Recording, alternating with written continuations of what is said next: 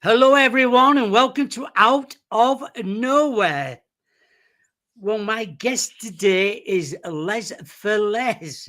On today's show, Les will share stories and discuss OPUS, the Organization for Paranormal Understanding and Support, as well as its mission to reach out and provide help and support to those who have encountered extraordinary paranormal experiences.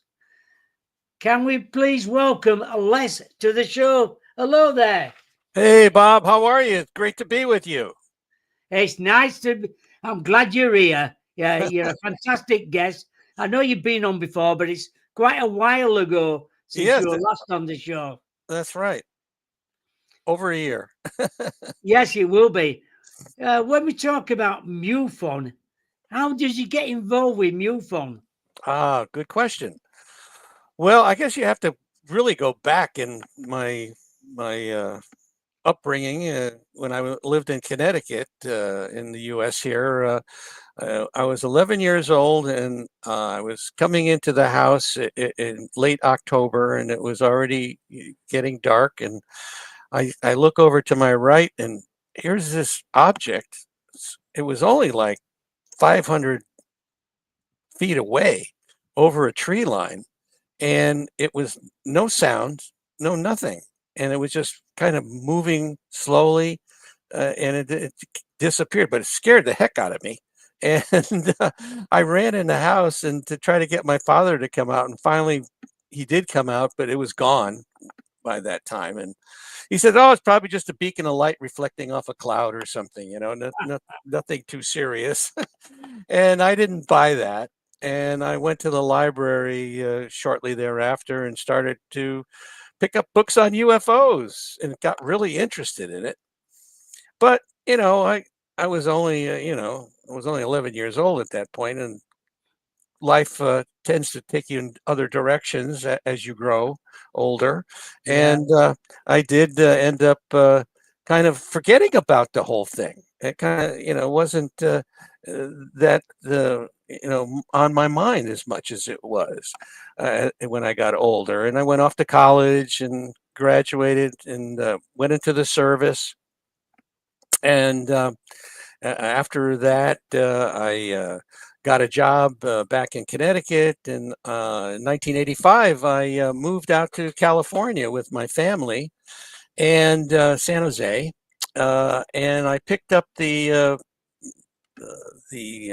San Jose Mercury News one morning. And there was an article about this nuclear physicist by the name of Stanton Freeman that was coming to San Jose City College to talk about UFOs and the government cover up. And oh my God, it was like somebody threw a switch. And it Oh, was like God. this, Yeah. this I got to go see this guy, And I expected to see just a handful of people there in the auditorium, and it was packed. And he gave one of his inimitable presentations and showing all this redacted material that he had gotten, um, and so it was thrilling, to listen to what he had to say. And on my way out, and when he finished, um, there was a table set up by MUFON, the Mutual UFO Network, which was established here in Texas, Seguin, Texas, in 1969 by a couple of engineers. And found out that they publish a monthly journal and talking about cases. And so I said, okay, I gotta start getting that. So I did. After a while, though, it wasn't enough for me. I said, I got to get more involved. And so Yeah. they had a training program for field investigators. So I became a field investigator.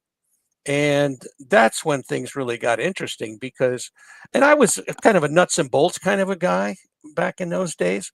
And these people that I investigated would tell me not only did they have a sighting, but that subsequently they had contact with non-human intelligences. And I'm going, what? And so I was quite skeptical on that first case. But then the rest of the cases that I got involved with were not only, people seeing things, but having contact. And I'm going, oh my goodness, something is happening here. Mm. And so one day, one of these people asked me, do I know of other people having similar experiences? And I said, yes, I do. And next thing I know, I'm facilitating a support group in my office in San Oh, Jose. brilliant. So, and that's when I really started to find out some really interesting things that these people had to say about their experiences. And it just started to get more and more interesting. And uh, one day I got a call from the international director of MUFON saying that there was a reporter in the area that wanted to speak to somebody about UFOs and investigations. So, and he asked if he could give my contact information to this reporter. And so I said, sure.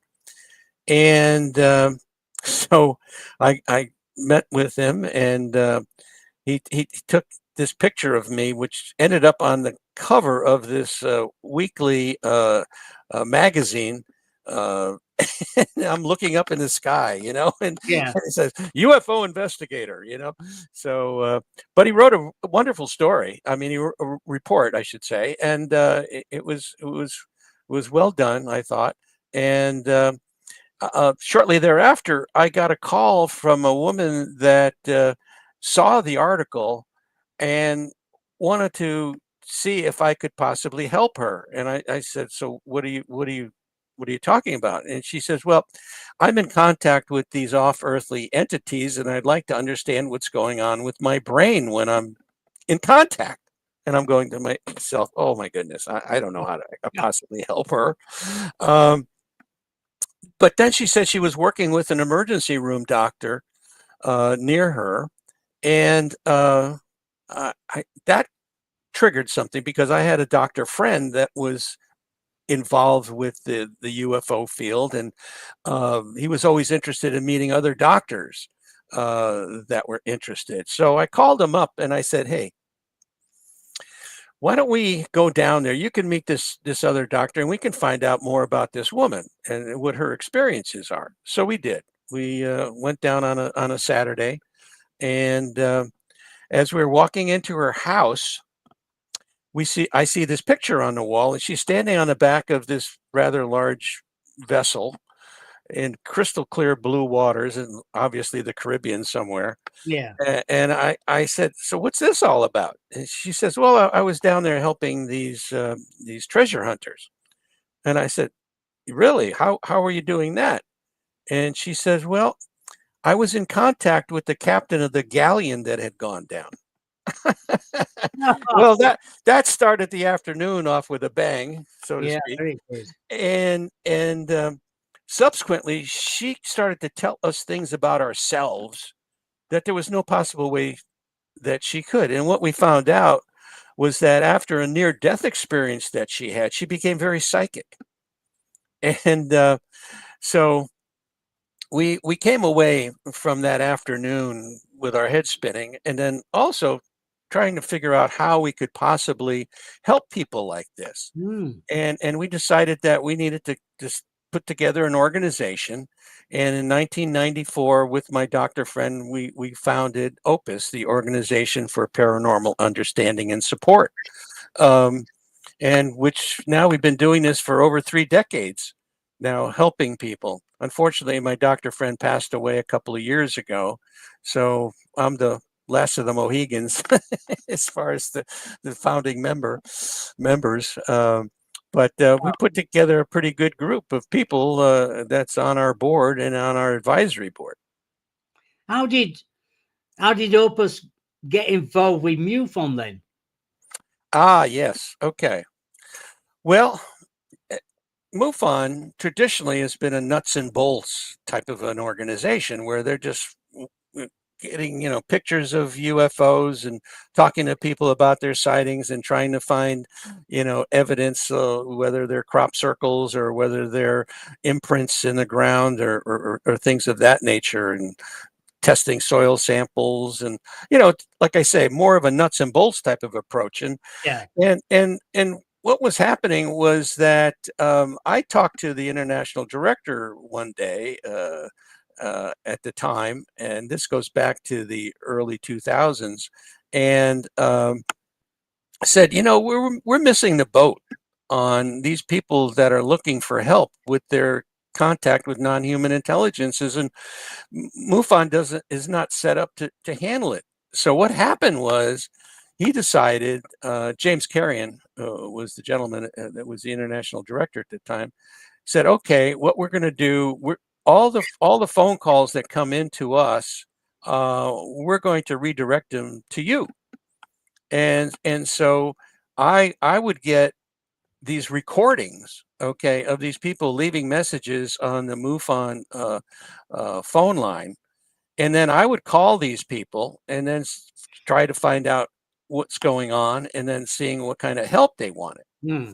And so that's how it all started. And then finally, Kathleen Martin decided that, yeah, it's time that MUFON put together an organization, which they did, to do the same thing basically that OPUS is doing. And but we do it a little bit more, we're more involved, because we have three ways that we help people. We have a referral network of mental health practitioners and hypnotherapists.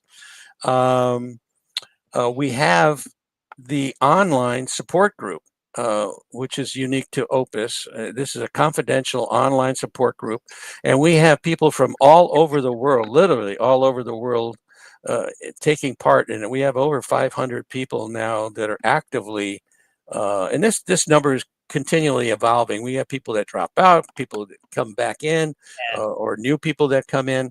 But they're talking 24/7 to one another about their experiences, and it's proved to be probably the most helpful type of a thing for people to understand they're not alone, that there's other people having these kind of things, that they're not crazy. I mean, we get people all the time that have been to a psychologist or a psychiatrist, and because they thought they were going crazy, and they find out that they're not going crazy. They don't have a psychopathology. And then what's the next step for them? Where do they turn? It's true that, because where do you go when you see something or you get abducted and you think, Yeah, who can I talk to? Because they must think I'm balmy, must think I'm crackers. exactly.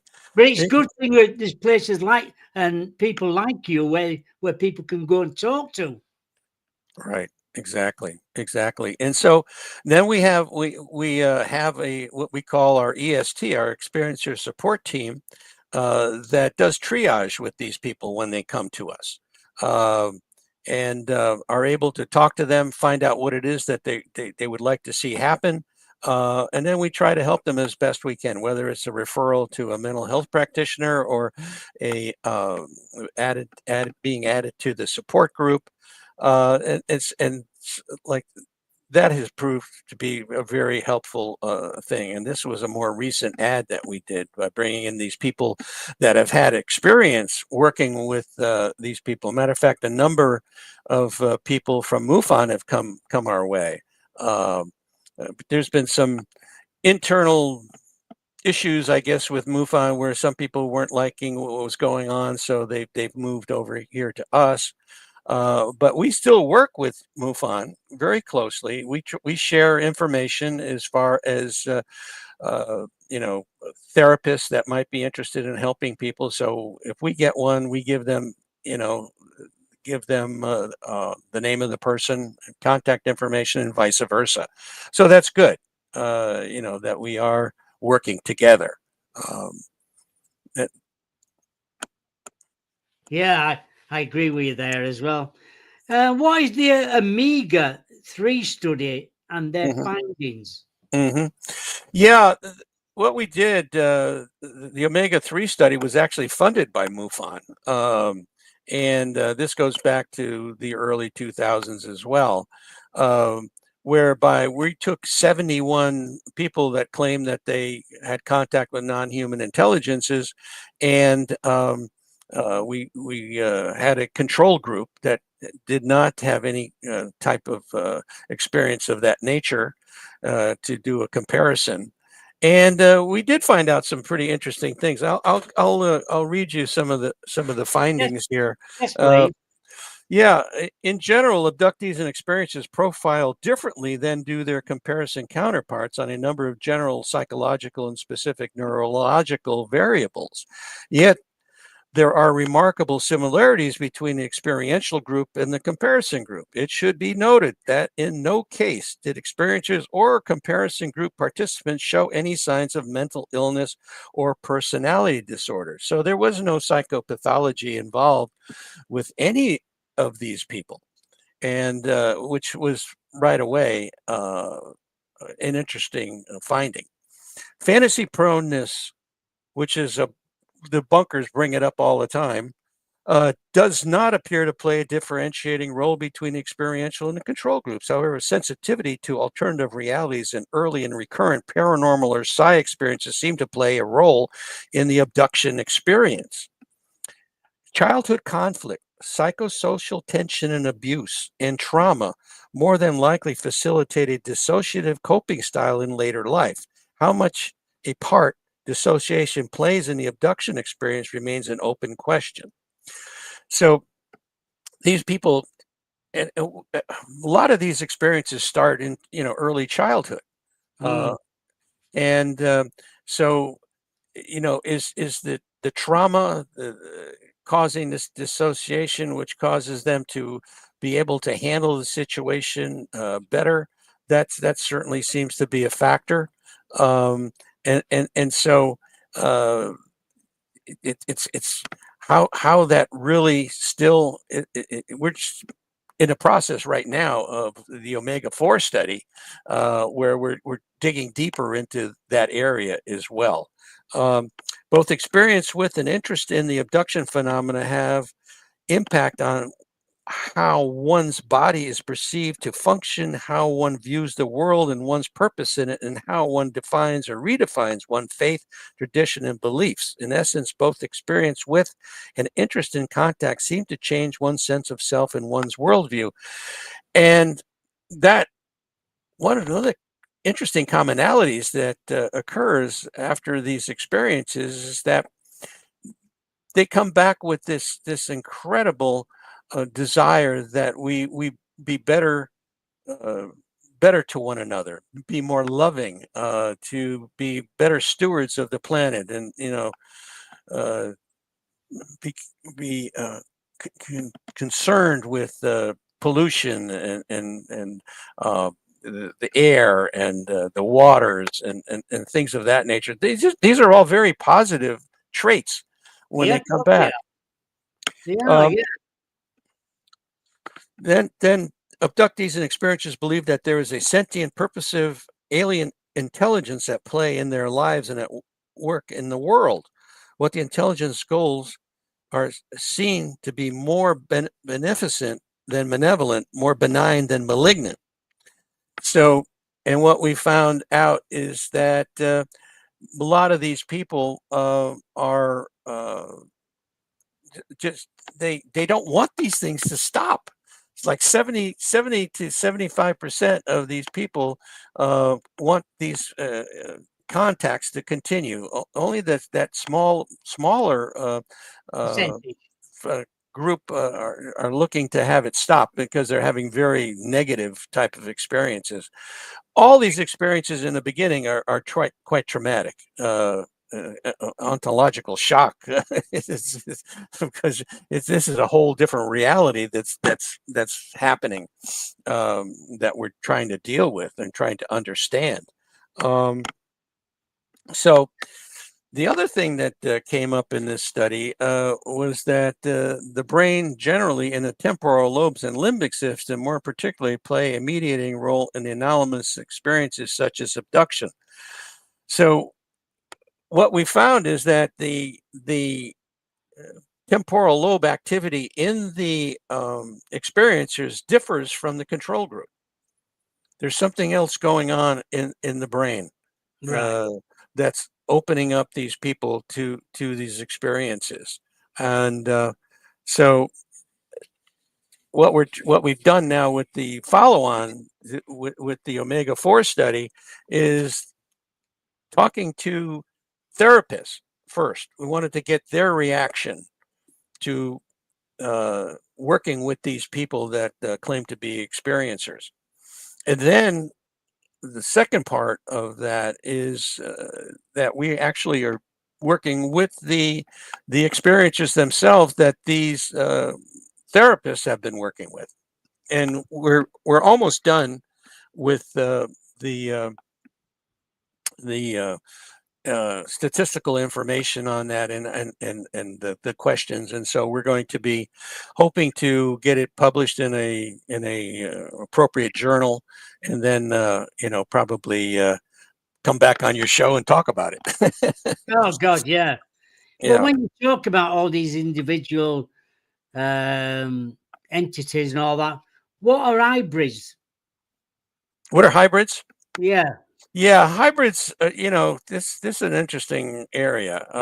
One of our board members is a woman, uh, Geraldine Orozco, and she's had multiple miscarriages, but the fetuses have been taken from her, and she claims to have like 21 children um, that she's actually met, and basically they're hybrids because they've taken the fetus from her and was impregnated supposedly somehow, some way, which we certainly don't understand fully, um, and that these children are they're getting better at the hybridization process. That supposedly they're walking among us right now.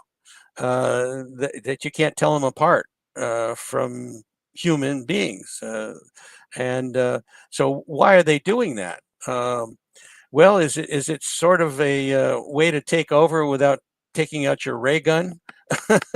um, because eventually it'll be all them and none of us anymore.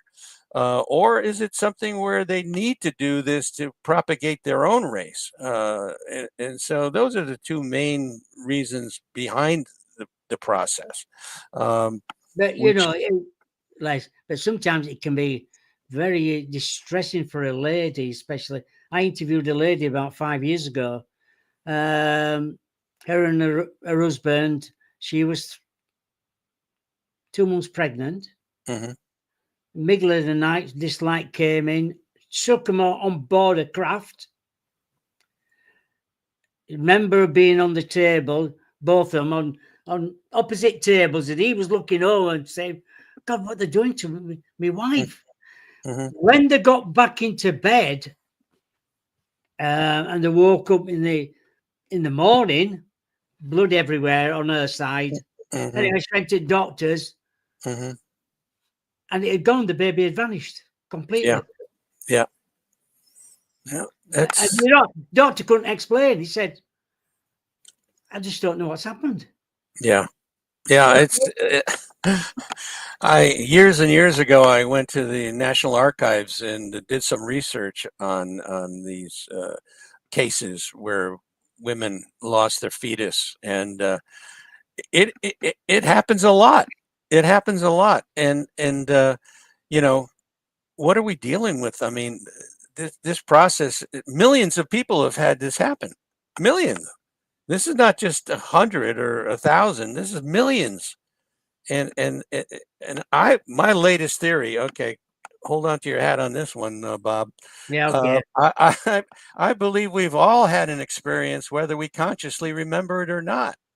I've got a hell of a story that happened during one of the support group meetings in San Jose. A person in the group said one day at the end of the meeting, "I've seen you before, by the way."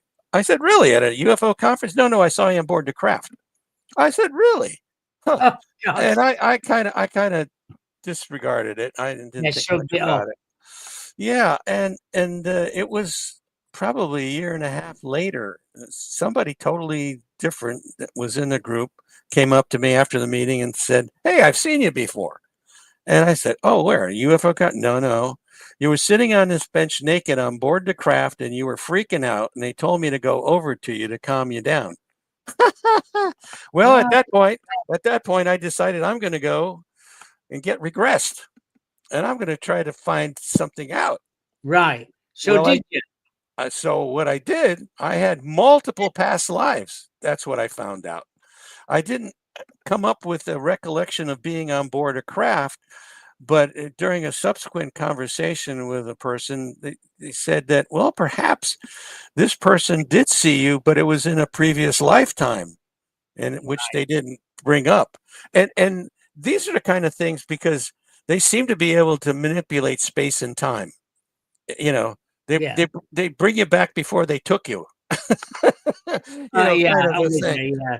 Yeah. Uh, uh, and so that's what we're dealing with. Arthur C. Clarke says, these things look like magic. You know, but it's technology. Somehow they're manipulating technology to be able to do things like this.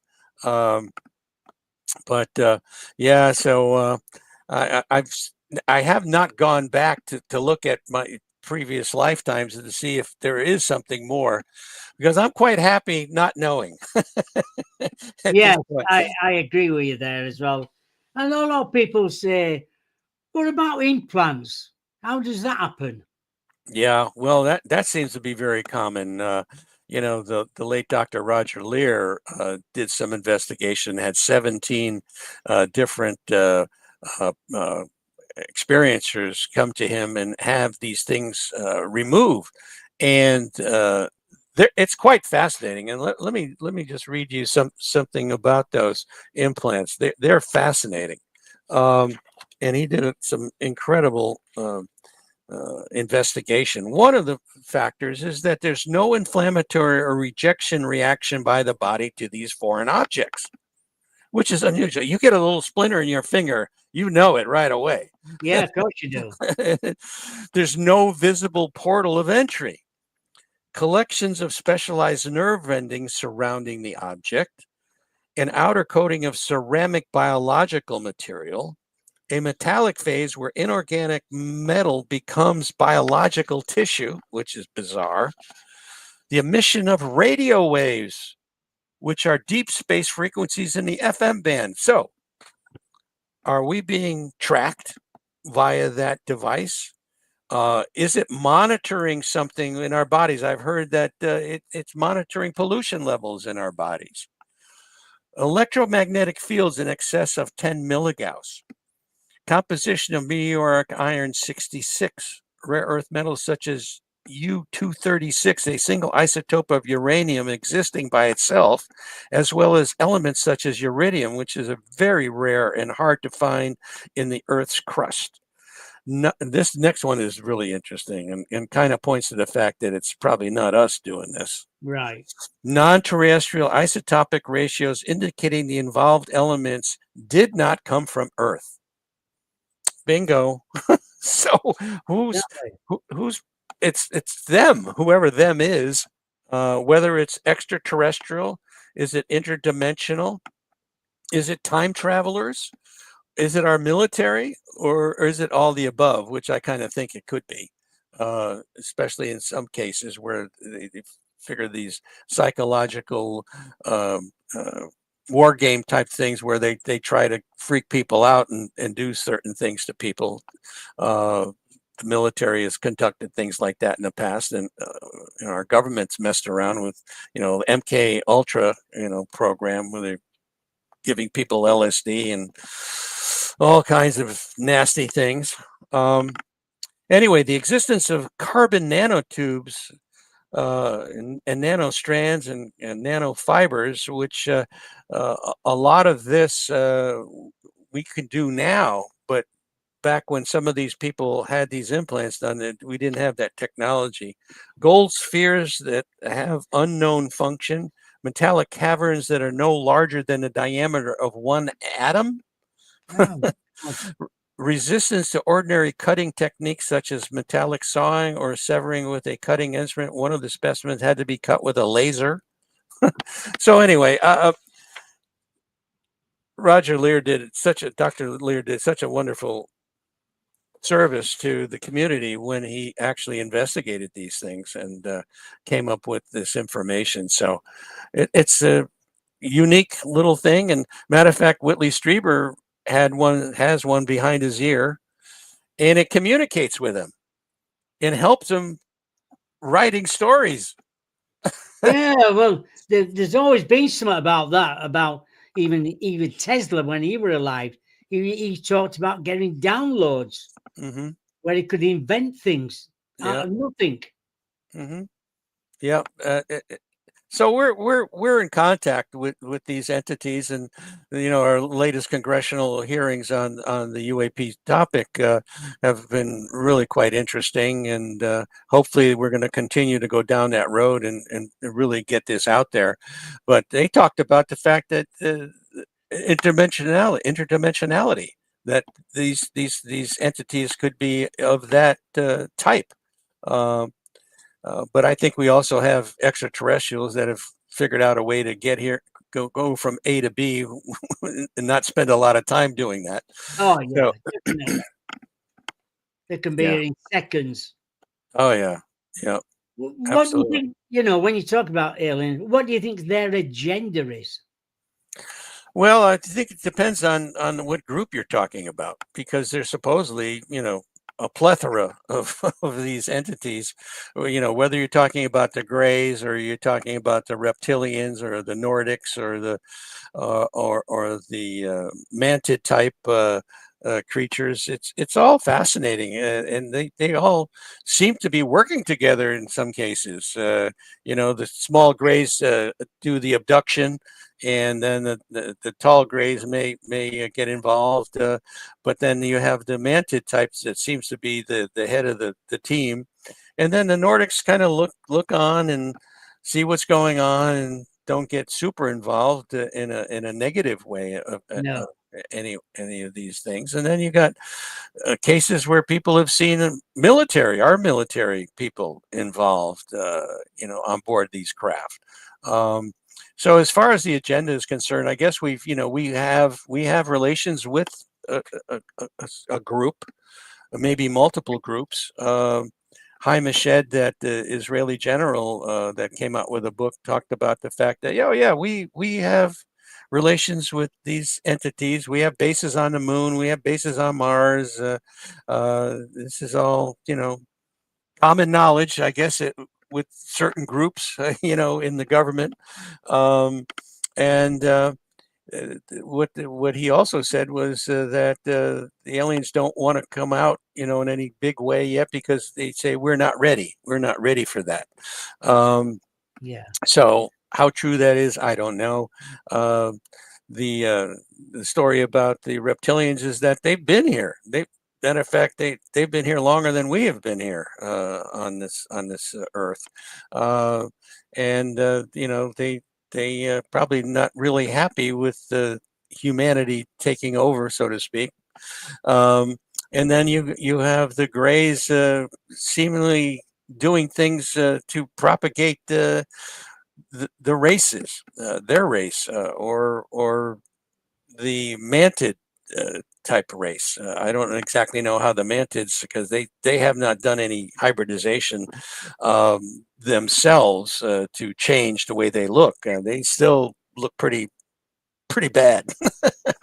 um, so it's a crapshoot as far as what the ultimate agenda is. Are they trying to take over? Well, with all these people that they've abducted, and most of them wanting the situation to continue, and have a worldview, maybe they're trying to save our butts in some way, shape, or form. We all come back with these positive and good things, that we need to be more loving. We need to be better to one another. We need to be better to the earth, better stewards of the planet. Those are all really positive things that hopefully, we don't blow ourselves up in the meantime, to get to a point where we reach critical mass of this type of a thinking, and we can get rid of the Putins of the world, and the Trumps of the world, and people that are just wacko. hey, your book, The Unknown Other, an extinction proposition of alien contact. What does the unknown other really mean in contact of alien contact? Yeah, what I wanted to do was basically put a book out that for people that aren't aware of what's going on, to talk about these individuals. There's like 25 stories in there from people that have had contact with non-human intelligences.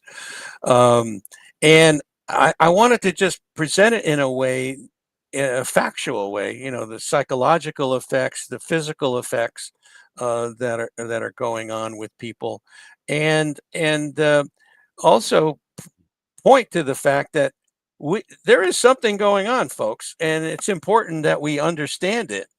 Just like our government now is hopefully getting more involved in a more open way. Um, uh, like Lou Elizondo, Yeah. talks about the fact that we need to better understand what's their motivation, why are they here, what are they doing, um, and that could be an existential issue. Um, and so I just wanted to kind of put it out there in a way that people that aren't familiar with the whole situation can get a better grasp of the topic and what is actually happening to these people. And so, is that something we should be really concerned with? I would say so. Do you think some of these alien crafts what are being sighted are ours? Yeah, there's some evidence that says yes. These the military industrial complex is in full bloom, if you will. That we've gone beyond just looking at these crashed UFOs. We've reverse engineered some of this stuff, and that some of these, you look at Bob Lazar, talking about the fact that, yeah, we've been reverse engineering this stuff for a long time. And so, based on the sightings around Area 51, that, there seems to be things that we're involved with that uh, look like a UFO and can possibly be one of ours. So I think it's totally possible. But I think the vast majority of the sightings are not ours. It's them. Oh, question here from Stargazer here. Have any of these contactees managed to stop their abduction? Yes, yes. I recommend a book by Anne Druffel, where she put together, I think it's like 9 different ways people have successfully stopped the abductions. Um, One of the interesting ones is the invoking the name of Jesus Christ, and being very positive. Very, what happens in a lot of cases is that people say they want it to stop, but they're still curious, and that gives them a window into your head, so to speak. That in one hand they want it to stop, but at the same time they're still curious, and that thought is there. So you have to be very definitive about your wanting to stop it, and then utilizing, as I said, one it comes up time and time again where people have said, "Well, yeah, I was able to stop it by invoking the name of Jesus Christ." But there are other ways too people have utilized. And that book by Ann Druffel is called um, "How to Stop Alien Abductions." Her name is spelled Druffel. Ann Druffel. Um, so it's a really interesting book, and it gives you like 9 different ways to uh, uh, prevent the abduction. Are UFOs and alien contact modern myths, or are there something else? I'm sorry. Repeat the question. Are UFOs and alien contact modern myths, Oh, or are there something else? well, I think it's. I don't think it's a modern myth. If we get into Carl Jung and all of that, that's he talks about that. But I believe this is real. This is absolutely real. There are physical effects that these craft, especially if you come into close contact. So I don't recommend getting close to these things if you have the opportunity. Don't do it. Um, I think that it's very physical. Um, it's also um other types of things where out of body experiences. So now we get into a whole nother reality, um, and so it's not just one thing; it's multiple things. We deal with poltergeist activity. Okay, um, I did an interview with a woman that uh, not only was involved with contact with non-human intelligences, but with ghosts and uh, being involved with a house that was haunted and hearing like gunshots and things like of that nature, and it, and people talking in a way that she felt she was dealing with something that was like Revolutionary War type situation, Mm. and actually started to EVP um, some of the voices, and these voices were saying, "We see you, but you look like you're dead." And I mean, it was a fascinating interview. You go on the YouTube site that Opus has. It's Opus separate word network on YouTube. You go there. We have a number of really interesting interviews, and that this one with this woman was remarkable. um, but yeah, so you're dealing with all types of paranormal things. I mean, is it angels? Yes. Look at the Chris Bledsoe's book, UFO of God. Um, Talks about this angel, basically a woman. Uh, Demons? Oh my goodness, demons are for real. Um, I've had so many people contact us with not only stories about uh, ghosts, but demons being involved. So the paranormal is there is many areas, and so we also deal with things of that nature. But predominantly, as the years have gone by, we've focused on people talking about their contact with non-human intelligence is more of your UAP type of a situation. I went to interview a woman, God, was it last year or year before, who had aliens in her house in a bungalow. Mm, And she was really having a really bad time. Went to the bungalow, me and Paul did, sat with her. She said, they're not here now, but as soon as you go, they appear on that wall. And I mm, said, try to explain to me what you can see.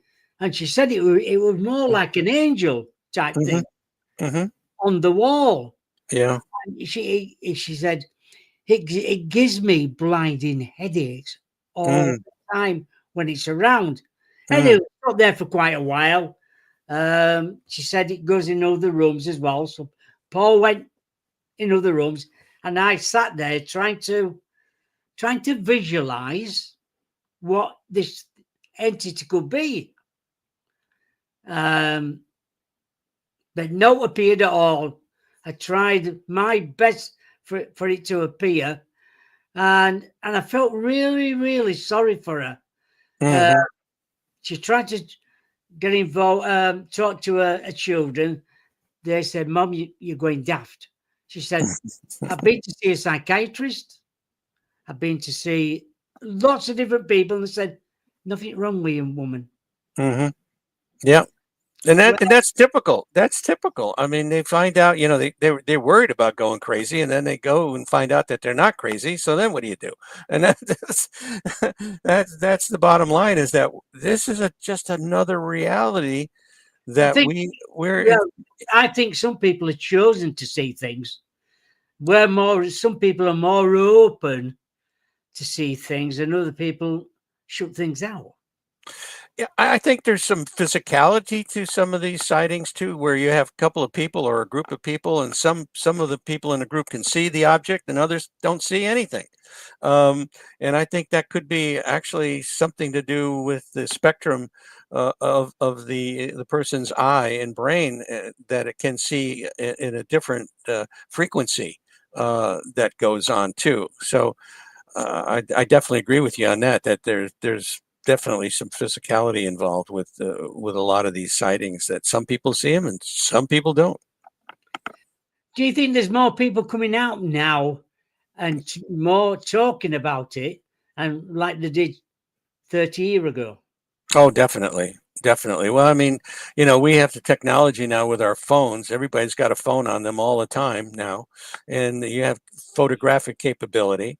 You've got podcasts like yours that are out there doing a great job. By the way, thank you for what you do. Thank It's you.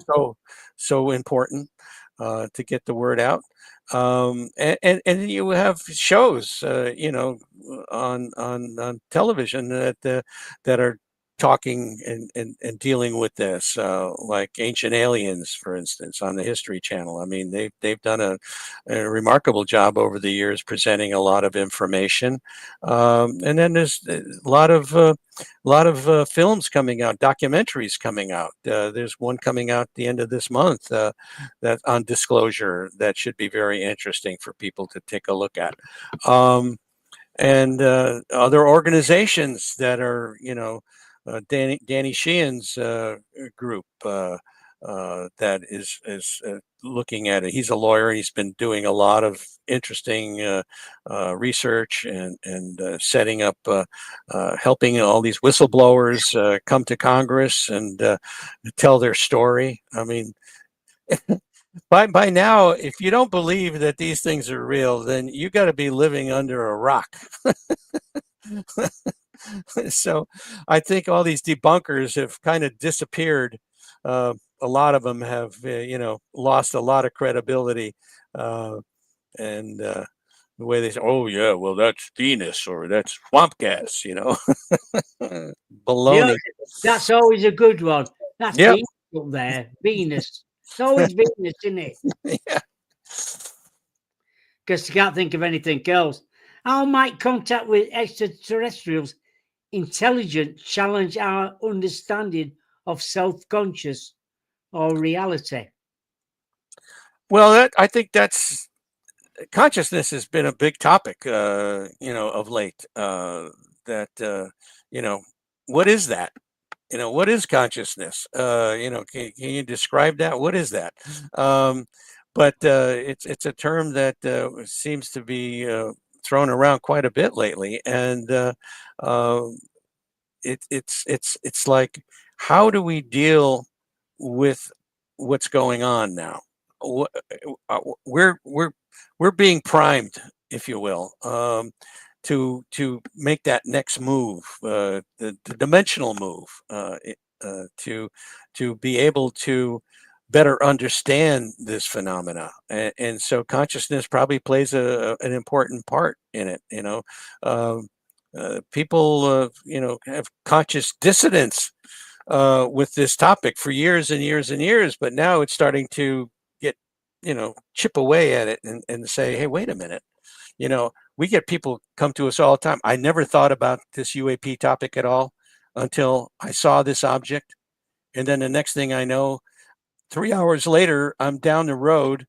I don't know how I got there. And so they're waking up. It's almost a wake up, a conscious wake up call that's going on right now. And like I said, it's happening to millions. I mean, the Roper organization back in the 90s, early 90s, did a survey. And back then they were talking about just in the US, 6 million people having had this experience. What? And now this is a worldwide phenomena. It's a worldwide phenomena. So just think about how many other millions of people are having experiences. Yeah, We're do you think we are part alien life ourselves? Well, I think we've been manipulated. Gary Nolan from Stanford University did a presentation one time, which I thought was fascinating. He was saying, the geologists say that our planet is 4.5 billion years old. Okay. Now, if you look at how often our genome mutates, it takes about 600,000 years. Now, if you equate that to where we are now in our physical makeup, in our brain makeup, we would have to be, this planet would have to be 9 billion years old. Okay. Mm. So if we're not 9 billion years old, then somebody messed around with our genome at some point in the past, eons ago. And that's why they keep coming back and following their experiment. I mean, it's like they started this process and now they're following it and continuing, because people have said, well, if they're so smart, why the hell do they need to keep picking us up and keep abducting us and doing things to us if they're so smart? Well, the bottom line is they're scientists. They're following an experiment, Yeah. and they keep tweaking it. They keep tweaking it, and so yeah, I think that between Gary Nolan, what he said, and the overall feeling about, well, because take a look at what we do. We go out in the ocean. We'll take a dolphin out of the water. Okay, we'll take a blood sample. We'll tag him. We'll measure him. We'll do all kinds of things on the deck of the boat, and then Yeah. we throw him back in the water.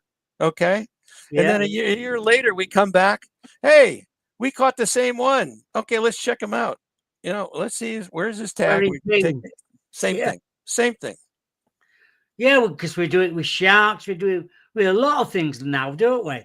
Yeah, and then I think too that they're teaching their next generation how to do this stuff. So they keep coming back and okay, now this is the way you're supposed to abduct this person. Okay. And it's very mundane in a way that they're doing the same things we do in a way. So, So, do you think when you that guy was saying he'd seen you in a crowd? Do you think you're being abducted yourself? well, like I say, when those person talked about that, the first time I blew it off, second time I said, okay, let me go check it out. And I didn't find anything, but, um, I, you know, I don't know. But like I said, my latest theory is that we've all had an experience of that type, whether we consciously remember it or not. Yeah, I know it's difficult. Do you think the aliens live in the sea? I think it's totally possible that there's bases under the ocean. I mean, that's a place where we have a very hard time getting to. Uh, but they seem to have, the military has already tracked these things going 200, knots an hour, which is incredible speed. Going in and out of the ocean and not breaking, splashing, making a big splash. They have some type of a way to do that. And so yeah, I definitely believe that we're dealing with a civilization perhaps that's been here a lot longer than we have, and they just continue to are able to continue to do what they do because of their technological superiority. Yeah, I think something like 75% of the world is covered by water. Hmm. Oh yeah, for sure. Yep. It's we're a water planet for sure. Oh, definitely, yeah. Um, what you got planned for the future with yourself then? Are you going to write any more books or? Well, that's an interesting question because I have been thinking about doing a follow up to that first book, and then maybe approaching it a little bit differently. But I haven't put pen to paper yet on that. This, my first book came about during the COVID shutdown. So I had a lot of time to put put pen to paper, if you will, and that came out. I don't have that kind of time now, but I am retired, so I suppose I do have time. I just got to just do it. That's the big thing. Just You know, when you talk about UFO, does it run in your family? well, I never asked my parents that question. They're both gone now, so uh, but no one. My daughters, I don't believe, have had any experiences of that nature. Uh, and they certainly know all about me and what I do. So no, they haven't brought it up in any way, shape, or form. Um, no, I don't know of any other relative in but I've been, like I say, I've been doing this now for over 3 decades, and there've been times when I've said, "Okay, I've done enough. I'm going to back out. I'm not going to do this anymore." And then next thing I know, I get pulled back in because I think they have helped me Yes. without being overt. When I've needed help in certain areas, all of a sudden somebody shows up to give me that kind of help, which is interesting in and of itself. Do you think? Do you think we are ever going to be ready for disclosure? I think so. I think 70% of the people will be fine with it. It's the other 30% that are going to have a real issue. Um, I don't think. I mean, the Catholic Church, for instance, is they're they're open to it already. I mean, that's not an issue for the Catholic Church, from what I understand. I don't know about other, religions, whether or not there might be any issues that way. But yeah, I don't think we'd have a major problem. Yeah, there's going to be a subset that's going to have an issue, but the majority of people, I think, will be fine. A few people think that they're going to show up before we know it. They're going to turn up in big cities where they're going to say, Look, this is it. They're here now. What's the government going to do about this now?" Yeah, yeah. I don't know. Yeah. If you look at Independence Day, I don't want them to show up like that. That movie, Independence Day. Oh, God. Oh, yes. I know what you mean. Yeah. Yeah. Yeah. But, in the UK, we don't talk about it on TV a Mhm, lot these days. It's only on Sky channels where they'll talk about UFOs or anything like that. But on national news, very rare they talk about it on there. mhm. Any sightings or anything. Yeah, there's a mindset. It depends on the country. Brazil is very open to it. France is not very open to it. They have a hard time, getting the word out, so to speak. But other countries, Belgium is open. A lot of different countries are open to it. I mean, Uruguay, I think, as well. Another. yeah, Japan, the Chinese are very involved. I mean, they're doing their own reverse engineering over there, and the Russians too. The Russians too are very open to it. Uh, but you might not hear a lot about it, but they are. Do you think we'll ever go back to the moon again? Oh yeah, oh yeah. Yeah, the U.S. is definitely planning that already. The competition between Bezos's company, Amazon, and then Elon Musk's group. They've got they both have rockets going up, so we'll be back to the moon, in spite of the fact that we were probably told that we shouldn't go there, That's according right. to some of the astronauts that came back and said, "Yeah, we saw them." Exactly. But yeah, because they've been told many a time, you do not come back to the moon. Hmm. Hmm. So if Yeah, it's true or false, I don't know. yeah. Well, we may go back to the moon with guns this time. I don't know. It's But they always say there's bases on the moon at the other side, what we yeah, don't see. right. Yeah, yeah. There's supposed to be buildings there that are miles tall and all kinds of different things going on. And We're about come to the end of the show. all right. But thank you again for coming on the show. It's been wonderful as always when you're a great guest. Bob, thank you for having me. I really appreciate it very, very much. And tell all those people in the UK, have a wonderful day. I will do. I will do. Yeah. Well, it's night time now. Like yeah. I 8 guess it's o'clock getting in dark. the Yeah, yes, 8 o'clock right. in the evening now. Right. So Well, have a good night. fabulous talking with you. Go to the pub and have a pint. Yeah. My guests next Wednesday, he's been on before, Philip Permont. He writes books about crystals. He's quite well known all around the world. He does lectures in America, UK, Japan, China, all over the place about what crystals actually do. They can help you in life, make you feel better and all that carry on. So he's on next Wednesday, the 19th of November, 2 o'clock Eastern, 11 o'clock Pacific, and 7 p.m. in the UK. So thank you again. Let's go up here in the show. And thank you to everybody in chat room.